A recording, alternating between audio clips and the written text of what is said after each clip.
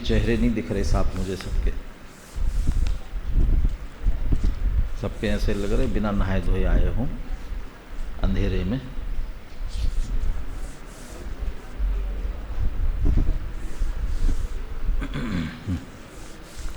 सावधान। जय श्री ओम नमः सिद्धेभ्यः नमो अर्हन्ताणं नमो सिद्धाणं नमो आयरीयाणं नमो वज्झायाणं नमो लोये सव्वसाहूणम्। मंगलम भगवान वीरो मंगलम गौतमो गणि मंगलम कुंद कुंदाद्यो जैन धर्मोस्तु मंगलम सर्वमंगल मांगल्यम सर्वकल्याणकारकम प्रधानम सर्वधर्माणां जैनम जयतु शासनम्। प्रमाणादर्थ संसिद्धेस्तदा भासाद्विपर्यय इति वक्षे तयोर्लक्ष्म सिद्धमल्पं लघीयस।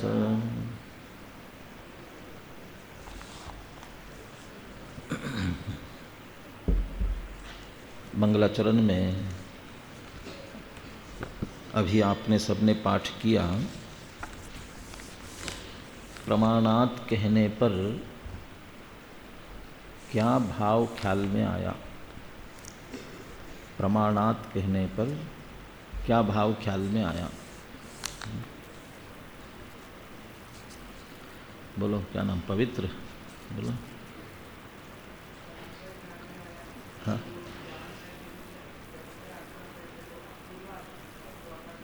नहीं मैंने कहा प्रमाणात अर्थ संसिद्धि मंगलाचरण बोलते हैं ना।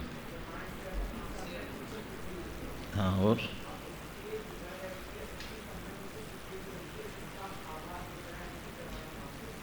और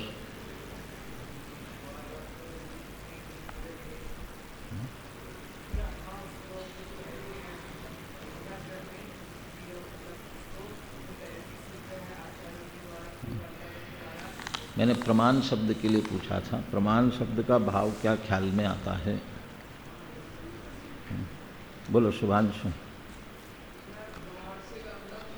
बैठे बैठे।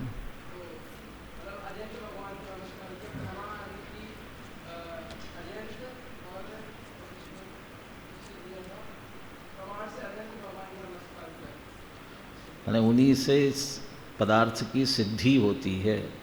तो प्रमाण में प्र उत्कृष्ट, माँ लक्ष्मी, आणवणे शब्द। जो उत्कृष्ट लक्ष्मी अंतरंग से केवल ज्ञान आदि, बहिरंग से समोशरण आदि, ये इस लक्ष्मी से सहित है।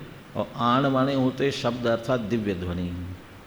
तो दिव्य ध्वनि सहित भी जो है, तो एक तरह से वीतरागी, सर्वज्ञ और हितोपदेशी हैं। वो प्रमाण शब्द में से अरहंत भगवान का भी स्मरण आना चाहिए। प्रमाणाद अर्थ संसिद्धि, क्योंकि मंगलाचरण के रूप में ले रहे ना। बाकी तो जो प्रमाण से पदार्थ सिद्ध होता है, जानने में आता है, ये तो सामान्य अर्थ है ही। चूँकि मंगलाचरण में बोल रहे हैं तो मंगलाचरण परक अर्थ भी हमें ध्यान में आना चाहिए। कुछ भी अपन बोले, कुछ भी, कोई भी पाठ करे, सबसे पहले ध्यान देना चाहिए उसका अर्थ हमारे ध्यान में आ रहा है कि नहीं आ रहा है। नहीं आ रहा है तो उस समय तो पाठ कर ले, लेकिन बाद में जाकर के देखे कि क्या अर्थ था। अभी हम ये बोल रहे थे, उसका अर्थ क्या था। जो बोलते समय कुछ शब्दों के अर्थ ध्यान में नहीं आएंगे, उतने बाद में देखें, इन अर्थ ख्याल में लेते हुए ही उसे बराबर बोलना चाहिए। दो परिच्छेदों की चर्चा अपन ने कर ली थी। प्रथम परिच्छेद में प्रमाण सामान्य का लक्षण बता दिया था। दूसरे परिच्छेद में प्रमाण के दो भेद करते हुए, उन दो भेदों में से जो पहला भेद है प्रत्यक्ष प्रमाण, उसकी चर्चा दूसरे परिच्छेद में कर ली थी। अब प्रमाण का दूसरा भेद कौन सा? परोक्ष। परोक्ष प्रमाण का इस तीसरे परिच्छेद में वर्णन प्रारंभ करते हैं। विस्तार से वर्णन है, इसलिए क्योंकि सबसे ज़्यादा काम यही आता है, अधिक काम आता है, और न्याय शास्त्र में तो सबसे अधिक काम आता है। प्रत्यक्ष उतना काम नहीं आता है। जो प्रत्यक्ष दिख ही रहा है उसको करीब करीब सब लोग स्वीकार करते हैं, और जो प्रत्यक्ष नहीं दिख रहा है, ऐसे जो सिद्धांत उनकी सिद्धि करनी पड़ती है वह सब अनुमान से करते हैं। अनुमान प्रमाण इसी के अंतर्गत आता है, और उस अनुमान प्रमाण के कारण से समझ लीजिए ये तीसरा परिच्छेद बहुत विस्तृत हुआ है। अभी आपको कितने सूत्र पाठ्यक्रम की दृष्टि से, तैयारी की दृष्टि से बताए गए हैं? 1 से 52 तक। 52 तक क्या आता है?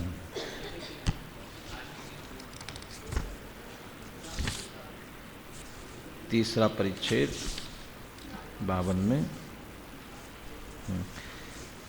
हेतु के भेद प्रभेद छोड़ दिए हैं। स हेतुर द्वेधा यहाँ से शुरू हुआ है, वो 53वां सूत्र। इसका अब तक हेतु के जो भेद प्रभेद है उनको गौण किया है, और फिर उसके बाद में मैंने आगम वाले जो है वो लिए हैं। वैसे न्याय शास्त्र के लिए ये ज़्यादा जरूरी थे, हेतु का प्रकरण ज़्यादा जरूरी था। न्याय शास्त्र में जितनी ऊहापोह, जितनी चर्चा होती है वह सब हेतु पर होती है।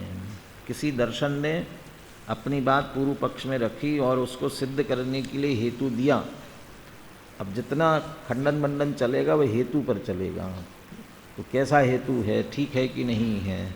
अब हेतु का स्वरूप नहीं समझेंगे तो, इसलिए होना चाहिए था। चलो कोई बात नहीं है, अपन पूरा करेंगे, यदि समय रहा तो उसको भी अपन बाद में ले लेंगे। सबसे पहले सूत्र में परोक्ष प्रमाण का लक्षण बता रहे हैं। बहुत छोटा सा सूत्र है। परोक्ष मित्रत, शब्दों से अर्थ निकालोगे तो कुछ भी नहीं निकलेगा। परोक्षम इतरत, जो दूसरा है वह परोक्ष है। अब क्या होता है दूसरा? तो क्रम से विषय चल रहा है। इस अपेक्षा से जो प्रत्यक्ष प्रमाण का लक्षण कहा था उससे इतर, चूँकि प्रत्यक्ष प्रमाण को विशद कहा था, विशदम प्रत्यक्षम, इसलिए जो अविशद है यहाँ उससे विपरीत आएगा। इसलिए इसे यदि दूसरे, जैसे वहाँ विशदम प्रत्यक्षम प्रत्यक्ष का लक्षण दिया, वैसे ही यहाँ लक्षण बनाना हो तो क्या बनाएंगे? अविशदम परोक्षम। जो अविशद है वह परोक्ष है। अब विशदता की जो व्याख्या की थी उससे विपरीत यहाँ आना चाहिए। विशदता की व्याख्या क्या दी थी? किसको कहा था विशद? तो विशेषवत्तया प्रतिभासनम और प्रतितंत्र अव्यवधानेन, दूसरे ज्ञान की सहायता नहीं होनी चाहिए और विशेषताओं सहित जानना चाहिए, तब प्रत्यक्ष कहलाएगा। यहाँ दोनों ही बातें नहीं होंगी तब अविशद कहलाएगा। प्रतितंत्र अव्यवधान, दूसरे ज्ञान की सहायता नहीं होना, यहाँ कहेंगे दूसरे ज्ञान की सहायता पूर्वक, और उतना स्पष्ट नहीं जानेगा जितना प्रत्यक्ष जानता है। पदार्थ को जानेगा, पदार्थ के संबंध में निर्णय गलत नहीं होगा। यदि अनिर्णय वाली स्थिति होगी तो फिर तो या तो अभी तो कौन सा पदार्थ होगा, तो संशय में पड़ा रहेगा तो संशय हो जाएगा, उल्टा जान लेगा तो विपर्य में चला जाएगा। और हाँ कुछ होगा इस तरह से उपेक्षा पूर्वक जानेगा तो अनध्यवसाय में जाएगा, वो परोक्ष नहीं कहलाएगा। वो पदार्थ कौन सा है ये तो अच्छी तरह जानेंगे निर्णयात्मक रूप से, लेकिन उस पदार्थ को जानने के लिए परोक्ष प्रमाण में दूसरे ज्ञान की सहायता की जरूरत पड़ेगी, और जैसा प्रत्यक्ष जान रहा है उतनी विशेषताओं सहित वह स्पष्ट नहीं जानेगा। ये भेदों के माध्यम से चर्चा करेंगे तो वहाँ और ये बात स्पष्ट होगी। चूँकि आप परीक्षा की दृष्टि से भी तैयारी कर रहे हैं, इसलिए ये अंकों के हिसाब से आपको इसलिए ध्यान दिला देता हूँ बीच बीच में। उत्तर लिखते समय कितने अंक का प्रश्न है, उसके कितने अंक आपको दिए जा रहे हैं, उस हिसाब से आपको लिखना पड़ेगा। परोक्ष लक्षणम वर्णयत आ गया, परोक्ष के लक्षण का वर्णन करो, तो आपने लिया परोक्ष मित्रत, गलत होगा वह। लेकिन कैसे, तो सूत्र है, सूत्र तो है लेकिन लक्षण नहीं है, क्योंकि ये लक्षण नहीं आया, ये तो सूत्र है। तो सूत्र ही तो लक्षण के लिए तो दिया सूत्र है, लेकिन उसका भाव लक्षण पूरा नहीं आया है। इतरत कह दिया तो इतरत परोक्ष का लक्षण नहीं है। इतरत माने इतरत तो कुछ भी हो सकता है। तो आपको ये स्पष्ट ही करना पड़े, या तो आप लिखेंगे आधे अंक या एक अंक के लिए है तो अविशदम परोक्षम, ये लिखना पड़ेगा। अविशदम इति परोक्षस्य लक्षणम, ये पूरा लिखना हो तो इस तरह लिखना पड़ेगा। और यदि अधिक अंक है तो फिर अविशदता का अर्थ भी आपको स्पष्ट करना पड़ेगा। वैशद्य वहाँ कहा था, यदि आप उसकी भाषा नहीं बना पाएंगे तो इतना ही बना सकते हैं, प्रतीत्यंतरा व्यवधानेन विशेषवत्तया वा प्रतिभासनम इति वैशद्यम तद विपरीतम अवैशद्यम अविशदम और तत्परोक्ष से लक्षणम। ये खुलासा आपको उसमें से करना पड़ेगा। छोटा सूत्र है, इससे दोहराने की जरूरत नहीं है। अब अगला सूत्र, परोक्ष प्रमाण परोक्ष ज्ञान के भेद कितने? प्रत्यक्षादि निमित्तम स्मृति प्रत्यभिज्ञान तर्कानुमानागम भेदम।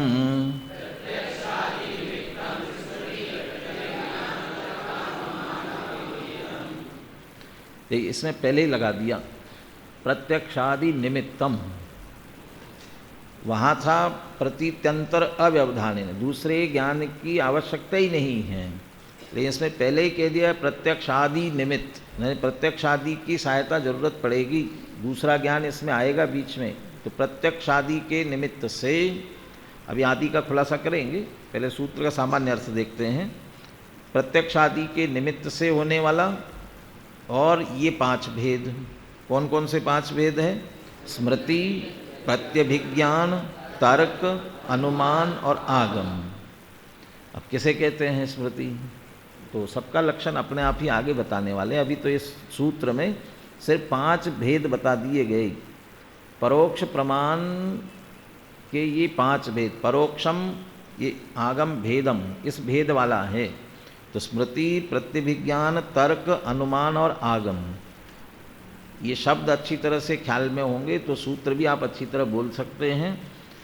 सभी को ध्यान रखना चाहिए कि सब एक साथ बोले, दूसरे के साथ मेल करते हुए। कोई आगे जा रहा है, कोई पीछे जा रहा है, तो शब्द का उच्चारण आप सही भी कर रहे हो तो सब आगे पीछे करोगे तो स्पष्ट समझ में नहीं आएगा।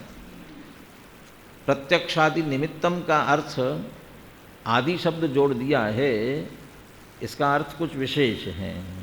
और विशेष ये है, एक एक ज्ञान प्रमाण, परोक्ष प्रमाण के जो 5 भेद बताए गए हैं, उनमें जो अन्य ज्ञान के निमित्त की जरूरत पड़ती है, दूसरे ज्ञान का व्यवधान, सहायता बीच में चाहिए पड़ती है, वो बढ़ते जाते हैं। परोक्ष प्रमाण के कितने भेद बताए? कितने बताए हैं? कौन कौन से? इसमें पहला भेद कौन सा है?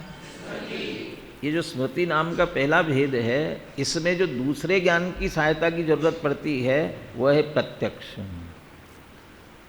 अभी उसकी चर्चा वहीं आगे ही करेंगे, इसलिए अभी तो सिर्फ कौन कौन निमित्त बनता है उतना ही देख लीजिए। तो पहले स्मृति नामक ज्ञान में प्रत्यक्ष का सहायता की जरूरत है, और प्रत्यक्ष निमित्त है। स्मृति नाम के परोक्ष प्रमाण में प्रत्यक्ष ज्ञान निमित्त होता है। दूसरा भेद कौन सा है? प्रत्यभिज्ञान। अब प्रत्यभिज्ञान में, अब आदि कह दिया था ना, प्रत्यक्ष आदि, तो प्रत्यक्ष भी निमित्त है और स्मृति भी निमित्त बनेगी। तो प्रत्यभिज्ञान में 2 ज्ञान निमित्त बनेंगे, स्मृति, प्रत्यक्ष और स्मृति। अब आगे बढ़े, इसके बाद तीसरा कौन सा है? तर्क है। तर्क नामक परोक्ष प्रमाण में 3 दूसरे ज्ञानों की सहायता की जरूरत पड़ेगी। कौन कौन से होंगे? प्रत्यक्ष, स्मृति और प्रत्यभिज्ञान, इन तीनों की जरूरत पड़ेगी। प्रत्यभिज्ञान हो गया, तर्क हो गया, अब अनुमान में चारों की जरूरत पड़ेगी, प्रत्यक्ष भी, स्मृति भी, प्रत्यभिज्ञान भी और तर्क भी। और अंतिम है आगम। आगम को जानने के लिए सबकी जरूरत पड़ेगी बराबर, सबसे हम आगम के माध्यम से जानेंगे तो इन सबकी आवश्यकता उसमें पड़ती है। इस तरह आदि निमित्तम, ये सब इतने ज्ञान परस्पर में आगे आगे बढ़ते बढ़ते उसमें निमित्त बनते हैं, इसलिए आदि शब्द से उससे कह दिया गया है।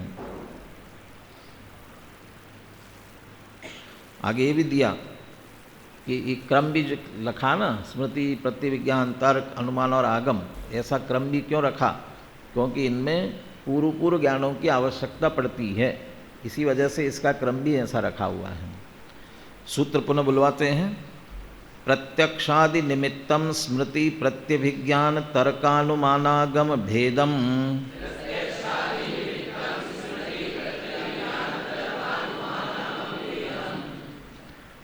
अब सबसे पहला परोक्ष प्रमाण का भेद कौन सा है? स्मृति। स्मृति की चर्चा करते हैं। स्मृति वैसे सामान्य रूप से तो हम सभी समझते हैं, यदि इसका सीधा दूसरा शब्द का प्रयोग करेंगे तो क्या कहेंगे? इसे स्मरण कहते हैं और याद कहते हैं, याद रखना, याद के संदर्भ में कहते हैं। और अंग्रेजी में कहेंगे तो मेमोरी बोलते हैं, वो वही स्मृति है। लेकिन लक्षण के रूप में कहें तो क्या लक्षण बनेगा? उसका लक्षण क्या बनेगा? संस्कारोद्बोध निबंधना तदित्याकारा स्मृति।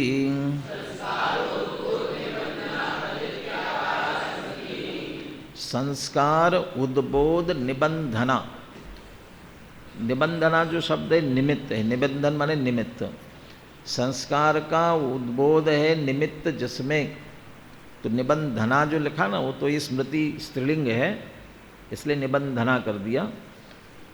नपुंसक होता तो निबंधनम कर देते।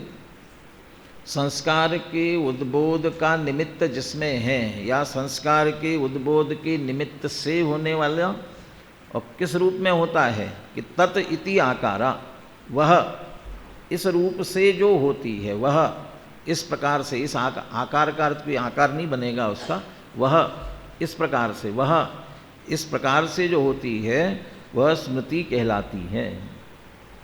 किसी की भी याद आएगी तो हमेशा वह इस रूप में आएगी। और किसी को आप प्रत्यक्ष देख रहे होंगे तब क्या बोलोगे? यह जो आपका सामने दिखाई दे रहा है ना, तो सामने दिख रहा है तो आप कहेंगे यह, और किसकी याद आ रही होगी तो वह, तो वह इस रूप से ज्ञान होता है, इसलिए उसे कहा तदित्याकारा, तत् इति आकार। जो हो रहा है उसे शब्दों में बताने का प्रयास किया।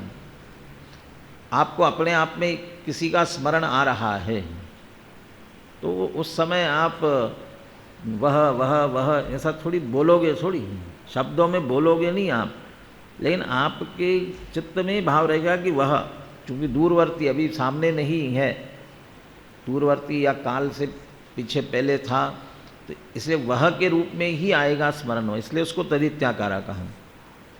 अब संस्कार उद्बोध निबंधन क्या होता है? अब ये है प्रत्यक्ष से संबंधित। मति ज्ञान जो प्रत्यक्ष होता है, पहले इसको साव्यावहारिक प्रत्यक्ष के रूप में लिया उसे, वो जब मति ज्ञान होता है उसकी प्रक्रिया आप तत्वार सूत्र में पढ़ चुके हैं। मति ज्ञान के कितने भेद बताए थे? मति ज्ञान के नहीं, मति ज्ञान के अवग्रह, हिया, अवाय, धारणा है ना। अवग्रह, ईहा, अवाय और धारणा, ये जो चार भेद मति ज्ञान के बताए थे, इसमें से जो चौथा भेद है धारणा, वो कहलाता है संस्कार। है मति ज्ञान, तो उस समय जो मति ज्ञान रूप से प्रत्यक्ष हुआ था, हमने किसी को प्रत्यक्ष जाना, देखा था, उसका अवग्रह, यहाँ अवाय पूर्वक धारणा हुई थी। और धारणा की जो परिभाषा दी गई ना, वह कालांतर में भी अविस्मरण योग्यता, कालांतर बहुत काल जाने के बाद भी नहीं भूलने की जो योग्यता आ रही है, वह धारणा। न्यायदीपिका में उसके लिए ऐसे शब्द दिए कि धारणा आत्मा को ऐसे संस्कारित करती है कि जिसके कारण से वह पदार्थ कालांतर के बाद भी फिर से जानने में आता है। वो धारणा ही वह संस्कार कर सकती है। अवग्रह यहाँ अवाय भी हो गया हो और धारणा नहीं रहा हो तो आपको स्मृति उसकी याद नहीं आ सकती है। रोज घर में झगड़े होते रहते हैं, मैंने चीज़ यहाँ रखी थी कहाँ चली गई, फलानी चीज़ नहीं मिल रही है, गाड़ी की चाबी कहाँ रखी, पेन कहाँ रख दिया था, बटुआ कहाँ रख दिया था, नहीं मिल रहा है। बोले याद करो। अब हमें याद ही आ रहा होता तो पूछते क्यों किसी से, याद क्यों नहीं आ रहा है?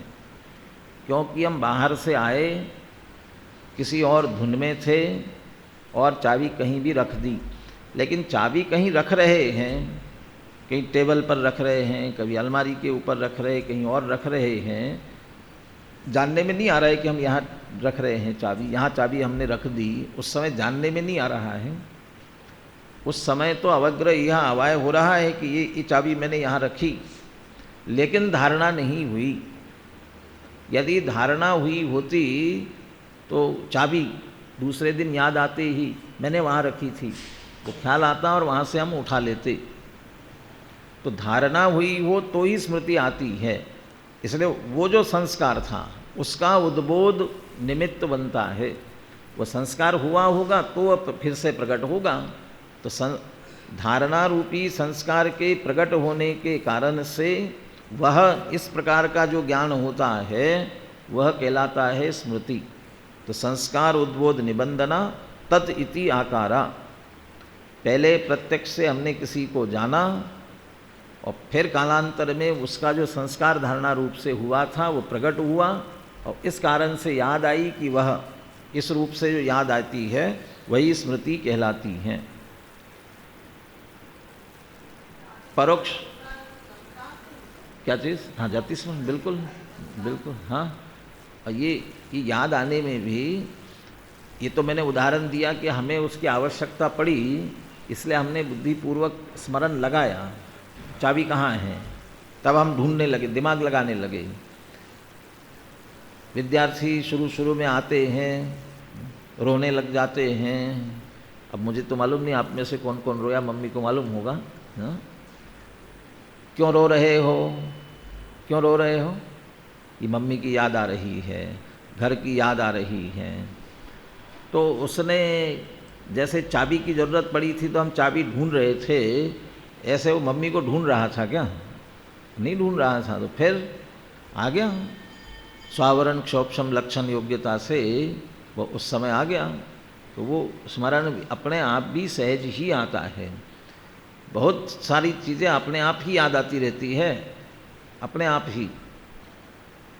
कभी अपने पूरे उसका विश्लेषण करोगे शांति से बैठ करके, बचपन से लेकर के अभी तक, मेरे अभी तक और आपके अभी तक, जितना आपका जितनी उम्र होगी, मेरी जितनी उम्र हुई, कुछ चीज़ें अपने आप ही, बहुत सारी चीज़ें जब चाहे अपने आप ही दिमाग में आती रहती है। वो किसी मित्र के साथ झगड़ा हुआ था वो याद आ जाएगा, कभी किसी मित्र के साथ कहीं घूमने गए थे वो याद आ जाएगा। हमारे परिणाम कैसे, यदि ये सोचना हो ना, मेरे परिणाम कैसे, अभिप्राय पीछे अंतर में ज़्यादा क्या पड़ा हुआ है मेरे, अधिक शुभ है कि अधिक अशुभ परिणाम है, पाप पुण्य में से अधिक क्या है, ये अपने आप को टटोलना हो ना, तो याद करोगे याद कौन सा आता है हमें ज़्यादा, अपने आप बिना याद किए किन चीज़ों की याद आती है, उसमें से अपने को रुचि भी पता चल जाएगी, हमारी रुचि किस में है।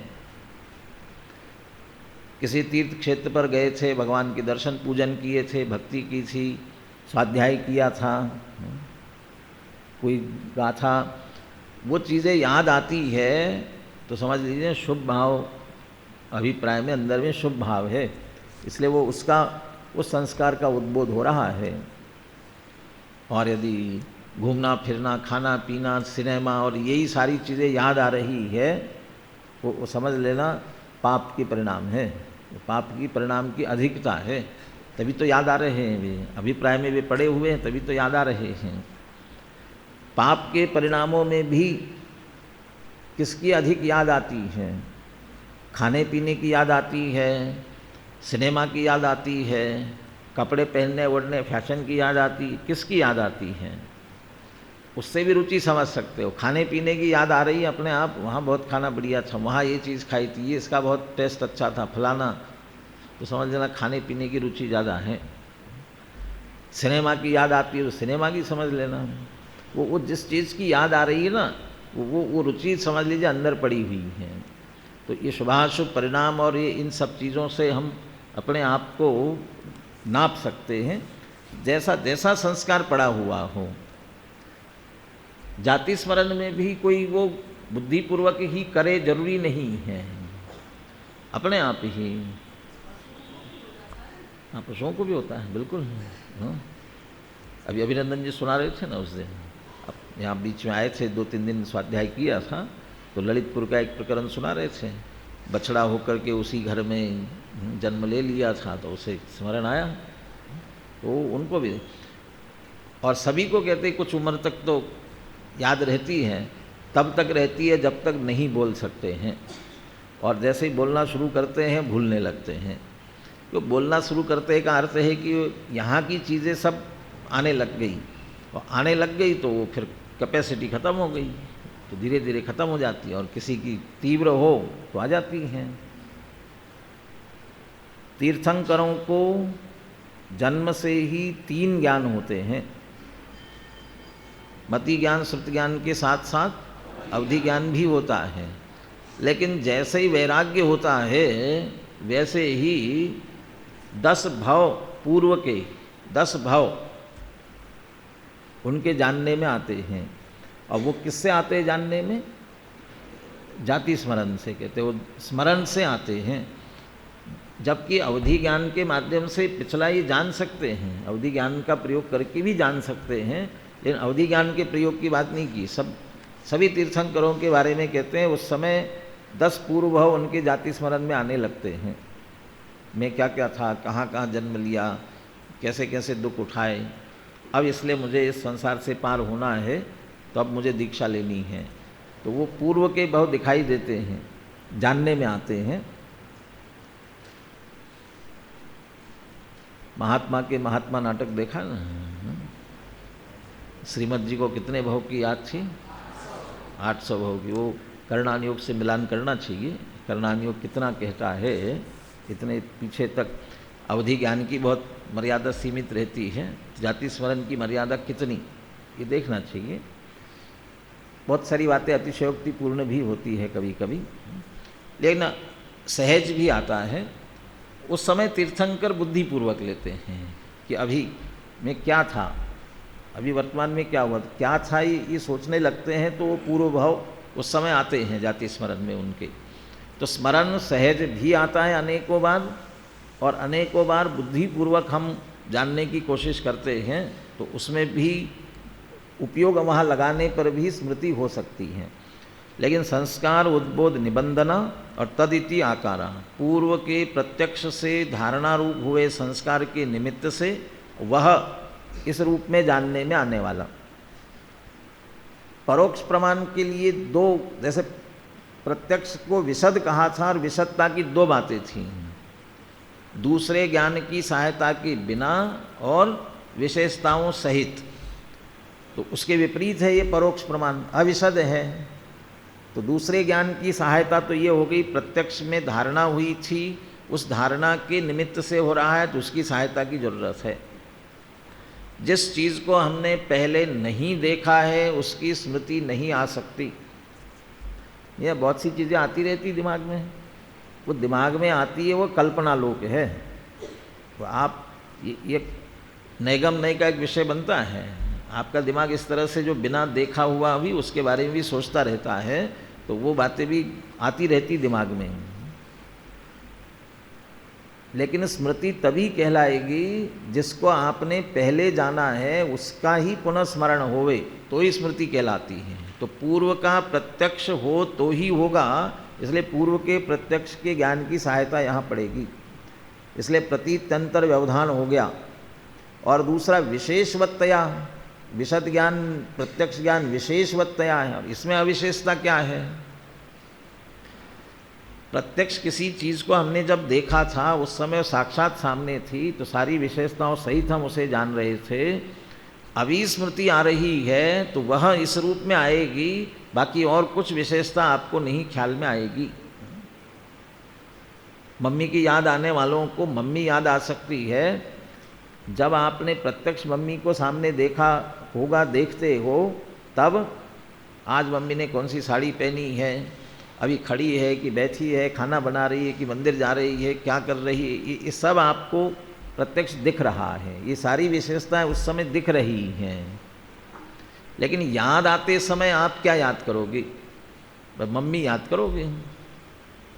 आज मम्मी ने कौन सी साड़ी पहनी होगी, तो होगी तो कर सकते हो, वो कल्पना आप कर सकते हो, लेकिन वो आपको उस रूप में नहीं दिखे। जैसे सामने दिखते हैं प्रत्यक्ष, वैसे नहीं दिखाई देता।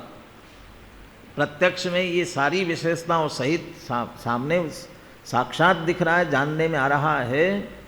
परोक्ष में बस स्मृति याद आएगी, ये विशेषताएं जानने में नहीं आएगी। अब विशेषता के बिना जान रहे तो वह पदार्थ नहीं है, ऐसा नहीं, पदार्थ तो वही है, निर्णय सही है, ये वही। चाबी कहाँ रखी थी? टेबल पर रखी थी। तो अब टेबल पर रखी थी ये याद आया ना। तो जब आपने रखी थी अपने सामने तो कैसी रखी थी? आड़ी टेढ़ी पड़ी थी, कैसी रखी? अच्छे से रखी, कोने में रखी, बीच में रखी? ये उस समय आपको दिख रही थी चाबी कैसे रखी है। लेकिन जब याद आएगी ना तो इतनी याद आएगी टेबल पर चाबी रखी है। तो ये विशेषता के बिना है, तो अविशद है, इसलिए ये परोक्ष ज्ञान है। संस्कारोद्बोध निबंधना तदित्याकारा स्मृति।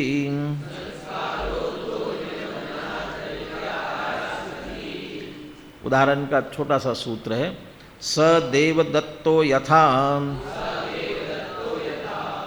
यथा स देवदत्त, सह देवदत्त, अयम देवदत्त। ये कब कहा जाएगा? अयम देवदत्त, यह देवदत्त। यह देवदत्त कब कहा जाएगा? ये सामने खड़ा होगा तब कहेंगे यह देवदत्त। और वह देवदत्त ऐसा कब कहेंगे? सामने तो नहीं है लेकिन उसकी याद आ रही है। तो जिस देवदत्त को हम पहले देख चुके हैं, जान चुके हैं, उसी का पुनः वह देवदत्त, इसलिए सह इस रूप में आता है, वही उसी का नाम है तदित्याकारा, वह देवदत्त। इस प्रकार से जो ज्ञान होता है वह स्मृति कहलाती है। टीका ग्रंथों में बहुत विस्तार से इसकी चर्चा की गई है। दो बातों की चर्चा की है। उस दिन षट दर्शनों की चर्चा करते हुए ये बात भी आई थी, और आपका जो षट दर्शन शास्त्र का आपका परिचय है उसमें पीछे चार्ट दिया हुआ है, कौन सा दर्शन कितने प्रमाण मानते हैं। चारवाक दर्शन है वो अकेला एक प्रत्यक्ष प्रमाण मानता है और कुछ नहीं मानता। वह दो प्रमाण मानने वाले कौन हैं? बौद्ध है। बौद्ध दो ही प्रमाण मानते हैं, एक प्रत्यक्ष और दूसरा अनुमान। अपने आचार्यों ने उनकी बात का दो नहीं और भी प्रमाण जरूरी है ये बताने के लिए स्मृति प्रमाण की सिद्धि उनके सामने की है। स्मृति नाम का एक प्रमाण, और बाकी तो 5 है और भी, लेकिन स्मृति नाम का प्रमाण है, मानना पड़ेगा। अब वो कहते कहाँ ज़रूरत है, स्मृति प्रमाण नहीं है, ये स्मृति नाम का अलग से प्रमाण की आवश्यकता नहीं है। वो तो प्रत्यक्ष या अनुमान से ही काम चल जाएगा, वो ही काम कर लेंगे, प्रत्यक्ष ही इस काम को कर लेगा। वो प्रत्यक्ष में अंतर्भूत करते, अनुमान में नहीं करते, वो प्रत्यक्ष का ही काम है। जाना था ना, वही तो याद आ रही है, इसलिए प्रत्यक्ष का ही ये कार्य है। नहीं, अपने आचार्यों ने कहा प्रत्यक्ष ज्ञान होता है, उसे कहा जैसे तदित्याकारा लिखा ना, तदिति आकारा, तो उसको अब तत् की जगह अयम वाला लेना है, तो उसको क्या शब्द देंगे? तदित्याकारा। और न्याय दीपिका में लिखा इदंताव छिन्न लिखा, इदंताव, इदम इदम ऐसा ज्ञान कराने वाला, यह इस रूप में ज्ञान कराने वाला है। प्रत्यक्ष का ज्ञान होगा यह इस रूप में, और स्मृति का ज्ञान होगा वह इस रूप में होगा। इस तरह से कहा कि ये दोनों बिल्कुल अलग अलग हैं। दोनों एक होते तो वह इस रूप में नहीं होता, यह ऐसा होना चाहिए था। दूसरी, प्रत्यक्ष प्रमाण स्मृति का कार्य नहीं कर सकता। उन्होंने कहा प्रत्यक्ष को कुछ थोड़ी बहुत सहायता दे देंगे तो वो कर लेगा, इसलिए नहीं, जिसका जो कार्य है वह कितनी भी सहायता दे दी जाएगी तो भी वह नहीं कर सकेगा, इसलिए स्मृति का कार्य स्मृति नाम का प्रमाण ही कर सकेगा। दूसरी क्या उपयोगिता है, जितने लोग के व्यवहार चलते हैं वो सब स्मृति के आधार से ही चलते हैं। लेन देन जितना होता है, व्यापार धंधा जितना चल रहा है, वो सब स्मृति के आधार से चलता है। कल मैंने दिया था, परसों दिया था, ये लिया, ये सारी बातें। अध्ययन भी चलता है अपना स्मृति के आधार से चलता है। कल क्या पढ़ा था मालूम ही नहीं हो, याद ही नहीं हो तो आगे कहाँ से शुरू करना है। नहीं तो कभी कभी टेप रिकॉर्डर में पहले कैसेट चलती थी ना, और फंस जाती थी, तो फंस जाती थी तो क्या होता था, या गोल वाला रिकॉर्ड चलता था और उसकी सुई अटक जाती थी तो क्या होता था, वो एक ही शब्द बार बार आता था, वही का वही शब्द, तो वहीं अटक गया है तो वही का वही चलता रहता था, ना आगे ना पीछे, कुछ नहीं होता था।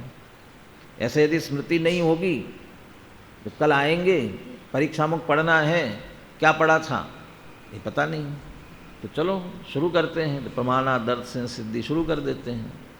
फिर दूसरे दिन आए, कल क्या पढ़ा था, किसी को स्मृति नहीं, तो फिर क्या होता, तो फिर वो वहीं के वहीं सुई अटक के रह जाती हैं। एक बराबर ध्यान रहता है, कल क्या पढ़ा था, परसों क्या पढ़ा था, कितना हुआ, ये स्मृति में है। कुछ विद्यार्थी भूल गए हो, लेकिन कम से कम इतना तो ख्याल रहता है ना कि इतना पढ़ लिया था, क्या पढ़ा था ये ध्यान नहीं रहे, इतना पढ़ा था ये तो ध्यान रहता है ना। तो ये सारी दुनिया की सारी चीज़ें लोक व्यवहार में स्मृति के आधार से चलती है, इसलिए स्मृति नामक स्वतंत्र प्रमाण मानना बहुत जरूरी है। एक और प्रमाण की चर्चा लें, थोड़ा लंबा होगा, सामान्य चर्चा करते हैं, विस्तार से चर्चा कल करेंगे इस पर। सूत्र सामान्य अर्थ कर लेते हैं इनका। परोक्ष प्रमाणों में दूसरा प्रमाण कौन सा है, प्रत्यभिज्ञान। प्रत्यभिज्ञान, अभी तो आप कनिष्ठ में हो, लघु सिद्धांत प्रवेशिका नहीं पढ़ी, नहीं लघुजन सिद्धांत प्रवेशिका में प्रत्यभिज्ञान शब्द का प्रयोग अलग से भी आया है। किस में आया, द्रव्य की परिभाषा में दिया, द्रव्य के लिए दिया, क्या दिया वहाँ पर, प्रत्यभिज्ञान के कारणभूत द्रव्य की नित्य अवस्था, ऐसी अवस्था जो प्रत्यभिज्ञान का कारण बनती है वो ध्रुव कहलाती है। अब वो प्रत्यभिज्ञान क्या है, इसका लक्षण बता रहे हैं। दर्शन स्मरण कारणकम संकलनम प्रत्यभिज्ञानम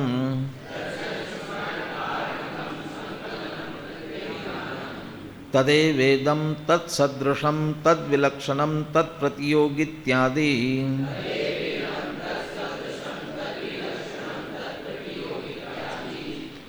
ये सुविधा की दृष्टि से कॉमा लगा दिए, लेकिन सूत्र में ऐसे कॉमा नहीं है, एक सूत्र है पूरा, वो फुल स्टॉप भी लगा दिया, प्रत्यभिज्ञानम, तो वो वाक्य पूरा, सूत्र पूरा नहीं हुआ, एक दो सूत्र नहीं, सूत्र एक ही है पूरा का पूरा।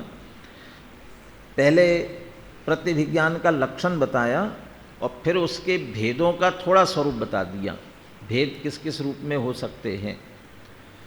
क्या है प्रत्यभिज्ञान, किसे कहते हैं, दर्शन स्मरण कारणकम और संकलनम, दो विशेषताएं होंगी। चूँकि परोक्ष ज्ञान है, परोक्ष प्रमाण है, अविशद है, और अविशद है उसमें दूसरे ज्ञान की सहायता जरूरत होती है। तो कौन कौन से ज्ञान की सहायता चाहिए पड़ेगी कि दर्शन और स्मरण। दर्शन माने भगवान का दर्शन करके आएंगे तभी प्रत्यभिज्ञान होगा। जो देव दर्शन करते हैं उनको ही प्रत्यभिज्ञान होता है। क्यों, ये कौन है तुम्हारे बाजू में, दर्शन कर रहे हो क्या, यहीं से भगवान के हैं, हाँ? सीधे बैठना चाहिए। दर्शन का अर्थ यहाँ प्रत्यक्ष प्रमाण से है। शब्द दर्शन है लेकिन प्रत्यक्ष प्रमाण है। ये शब्दों के अर्थ भी प्रसंग और प्रकरण के अनुसार समझना पड़ेगा। यहाँ दर्शन का अर्थ सम्यक दर्शन वाला दर्शन नहीं है। यहाँ दर्शन का अर्थ दर्शनोपयोग वाला दर्शन भी नहीं है। यहाँ दर्शन शब्द का अर्थ प्रत्यक्ष दर्शन, जिसको देखा गया है, उस अर्थ में है दर्शन। प्रत्यक्ष ज्ञान को दर्शन शब्द से कहा, ये समझना। और स्मरण स्मृति है ही। ये दो ज्ञानों के कारण से, दर्शन स्मरण कारणकम, इन कारणों से होने वाला, तो बस ये दो कारण से होता है ना। जो किसी को देखा, किसी की याद आई, दर्शन प्रत्यक्ष हो गया और स्मरण हो गया ना कि नहीं, ये प्रत्यभिज्ञान नहीं होगा। फिर संकलनम, जोड़ने वाला, जो प्रत्यक्ष ज्ञान, और ये भी समझना वर्तमान का प्रत्यक्ष होना चाहिए। पहले वाले प्रत्यक्ष की बात नहीं है। पहले वाला प्रत्यक्ष तो स्मृति में कारण बनेगा, लेकिन इसमें प्रत्यभिज्ञान में जो कारण बनता है वर्तमान का प्रत्यक्ष और स्मरण, पूर्व में जाने हुए का स्मरण। अभी भी नहीं हुआ प्रत्यभिज्ञान पूरा, फिर इनके बीच में संकलन, इन दोनों को जोड़ा जाए, इन दोनों में परस्पर में संबंध जोड़ा जाए, तब प्रत्यभिज्ञान कहलाता है। तो वर्तमान का प्रत्यक्ष, पूर्व का स्मरण, और इनको जोड़ने वाला जो ज्ञान है, इसलिए जोड़ रूप ज्ञान बार बार आता है। जोड़ रूप ज्ञान, पूर्व का, वर्तमान का प्रत्यक्ष और पूर्व के स्मरण का जोड़ रूप जो ज्ञान है, वह प्रत्यभिज्ञान कहलाता है। कैसे कैसे जोड़ सकता है, वो जो जोड़ने के भेद है ना, उसी आधार से उसके भेद किए गए हैं। ये कैसे कैसे जोड़ता है, ये पहले कह रहे तदेव इदम, किसी को देखा, यह वही है जिसको हमने पहले देखा था, तो ये वही है, ये जो देखा गया तदेव इदम, यह वही, इसको कहते हैं एकत्व प्रत्यभिज्ञान। ये एकत्व कहलाता है, क्यों वही का वही जानने में आ रहा है ना, इसलिए एकत्व प्रत्यभिज्ञान। तत्सदृशम, यानी ये वो नहीं है, उसके जैसा दिख रहा है, उसी जैसा है, जिसको सादृश्य प्रत्यभिज्ञान कहते हैं। लेकिन वही यह उसके जैसा है, ये भी वर्तमान में किसी को देखा, पूर्व में किसी का स्मरण आया, उनको हम जोड़ रहे हैं, तो तत्सदृशम। और कोई कहता है नहीं नहीं, ये उससे उल्टा है, क्या कहलाएगा, तद विलक्षणम, ये उससे विलक्षण, विपरीत है। तो विपरीतता का ज्ञान आना भी प्रत्यभिज्ञान, लेकिन कब आना चाहिए, किसी को देखा, उसके कारण से किसी की याद आई दूसरे की, और फिर दोनों में हमने कंपैरिजन किया, ये उससे विलक्षण है, तो वो उसको कहेंगे वही लक्षण्य प्रत्यभिज्ञान। और तत्प्रतियोगी, ये प्रतियोगी क्या है, ये प्रतियोगी तुलना।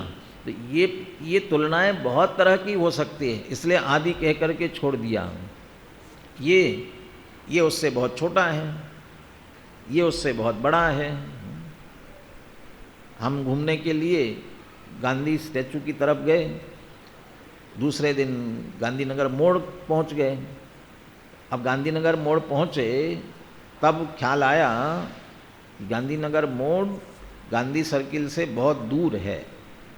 तो गांधीनगर मोड़ तक पहुंचे, वर्तमान का जितना डिस्टेंस है वह हमने वर्तमान का जाना।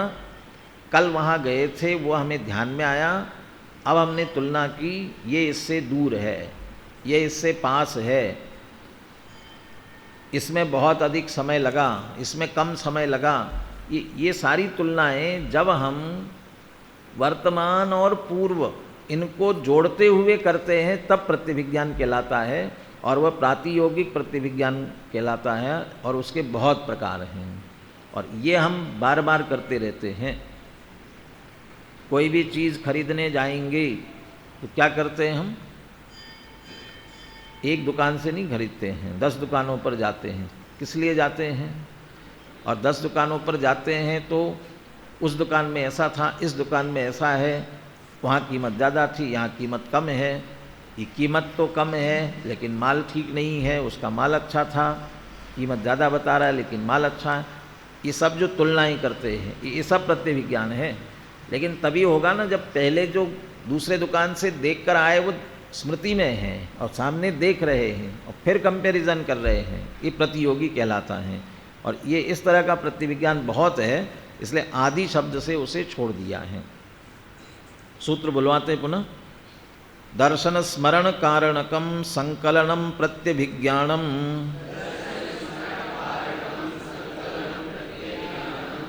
अब वो यहाँ भी हमें लग रहा है सूत्र पूरा हो गया, इसलिए उसको थोड़ा लय में ऐसे बोले कि आगे से भी जुड़ जाए उसके साथ में। दर्शन स्मरण कारणकम संकलनम प्रत्यभिज्ञानम तदेवेदम तत्सदृशम तद्विलक्षणम तत्प्रतियोगित्यादि।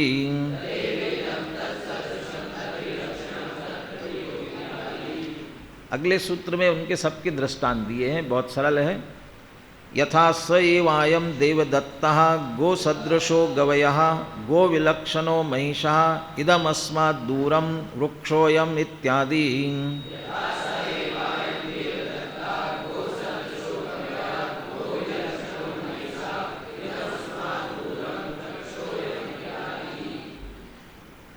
पहला कौन सा था ऊपर? तदेवेदम, ये एकत्व। यथा स एव अयम देवदत्तः, अयम देवदत्ता स एव, ये जो देवदत्त है ना वो वही है। कौन सा? जो मुझे पिछले मेले में मिला था, पिछले शिविर में मिला था, जिसे मैं कल मिला था, तो ये वही देवदत्त है। यदि वही का वही व्यक्ति है तो एकत्व प्रतिविज्ञान। गो सदृशो गवयः, ये गवय, इसको कह रहे नील गाय बोलते हैं। तो नील गाय और गाय, तो ये जो नील गाय दिख रही है ये गाय जैसी ही है, गाय नहीं है, वही की वही गाय नहीं है, गाय जैसी दिख रही है, तो सदृशता उसमें देखी जा रही है। तो इसे कहेंगे सादृश्य प्रतिविज्ञान। तत्सदृशम और तद विलक्षणम के लिए दिया गो विलक्षणो महिषः, ये भैंस है, ये गाय से विलक्षण है। गाय तो सफ़ेद अलग उसकी होती है और भैंस होगी तो काले वर्ण की होती है। गाय होती बेचारी बिल्कुल सीधी सादी मनकशाय वाली, और भैंस होती है वह, गाय होती थोड़ी बुद्धिमान होती है और भैंस होती वह कम बुद्धि वाली होती। तो विलक्षणता बहुत सारी है विलक्षणता। तो ये गाय उससे विलक्षण है, लेकिन भैंस को देख करके गाय का स्मरण आए, गाय तो ऐसी थी और भैंस ऐसे हैं, ये फिर उनमें तुलना करे कि विलक्षणता की, तो कहलाएगी वह वैलक्षण्य प्रतिविज्ञान। सादृश्य प्रतिविज्ञान हो सकता है गाय और भैंस में, भैंस गाय में सादृश्य प्रतिविज्ञान हो सकता है कि नहीं? हो सकता है। क्या होगा? गाय के भी 4 पैर थे, भैंस के भी 4 पैर हैं, सींग थे, सींग है, गाय दूध देती है, भैंस भी दूध देती है। ये इस तरह समानता भी देखी जा सकती है। हम क्या देख रहे हैं उसके हिसाब से भेद होगा। अंतिम था प्रतियोगी। प्रतियोगी मानी प्रातियोगी, तुलनात्मक प्रतिविज्ञान। क्या तुलना की? इदम अस्मात् दूरम, कहा था ना मैंने, हम चले आए, फिर कहा ये तो इससे बहुत दूर है, बाजार जाना है, कहाँ चले? जनता स्टोर कि इधर कि बजाज नगर कि कहाँ चलना है? तो कहते पास सबसे कौन सा है? ये पास में नज़दीक है सबसे, फिर ये दूर है। ये जो हम तुलना करते हैं ये कहलाएगा प्रातियोगिक प्रतिविज्ञान। और इत्यादि जो दिया है कि वृक्षोयम, यह पेड़ है, तो यह पेड़ है तो प्रत्यक्ष है। आप ये जैसे तत्काल देख करके ज्ञान हो रहा है वो तो प्रत्यक्ष है। जिसने बच्चे जब सीखते हैं ना तब वो बड़ा बहुत याद करके करते हैं, ये कौवा है, तो आपको भी बला बोल बोल करके कहेंगे ये कौवा है। ये कैसे कौवा हो गया? ये आपने बताया था ना, वो वहाँ पर था, वो देखा था ना, वो ये वैसा ही है, इसलिए ये कौवा है। तो वो उसे वर्तमान को देख करके तत्काल निर्णय नहीं कर रहा है, वो इसको भी देखा और पहले देखे हुए को याद किया और फिर उसने कहा ये वृक्षोयम, ये तो कह दिया। वृक्षोयम तो प्रत्यक्ष होना चाहिए, लेकिन ऐसा होता है ना, कोई एक विशेष प्रजाति का वृक्ष हो और बहुत दुर्लभ, कभी कभी कहीं कहीं दिखाई देता है। और वो देखा, उसको देख करके कहा नहीं ये फलाना वृक्ष है। ये कैसे जाना तुमने कि वहाँ था और उसे देखा था और वो मैंने जान लिया था, वो ये वैसा ही है। इसलिए उससे तुलना करके जब हम निर्णय करेंगे यह वृक्ष है, तब प्रत्यभिज्ञान कहलाएगा। और सीधा जानते हैं, ये सारे पेड़ पौधे देखते हैं हम, ये पेड़ है, सामने गए अशोक का वृक्ष है, तो प्रत्यक्ष होगा। मानो किसी ने कभी अशोक वृक्ष देखा ही नहीं और पूछा किसी से ये कौन सा पेड़ है, ये अशोक का पेड़ है, जान लिया आपने। फिर कहीं और गए और देखा, हाँ ये अशोक का है, तो ये तो प्रत्यक्ष हुआ ना कि नहीं। क्योंकि आपको नहीं मालूम था और आपने पहले का स्मरण करके निर्णय किया, तो यह प्रत्यभिज्ञान में जाएगा। तो ये थोड़ा सा अंतर उसमें समझ लेना। और ऐसे बहुत सारे ज्ञान होते हैं, इसलिए प्रत्यभिज्ञान के भेदों की संख्या नहीं है। ये तो 3-4 करके कह दिया इत्यादि, ऐसे अनेक प्रकार से प्रत्यभिज्ञान होता है। जैसे मैंने कहा स्मृति का उपयोग हम बहुत करते हैं ना, ऐसे प्रत्यभिज्ञान का उपयोग भी बहुत करते हैं, लेकिन हमें समझ में नहीं आता, ध्यान में नहीं आता, ये प्रत्यभिज्ञान ही है। एक बार और सूत्र बुलवाते हैं। यथा सैवायम देवदत्तः गो सदृशो गवयः गो विलक्षणो महिषः इदमस्मात् दूरम वृक्षोऽयम् इत्यादि।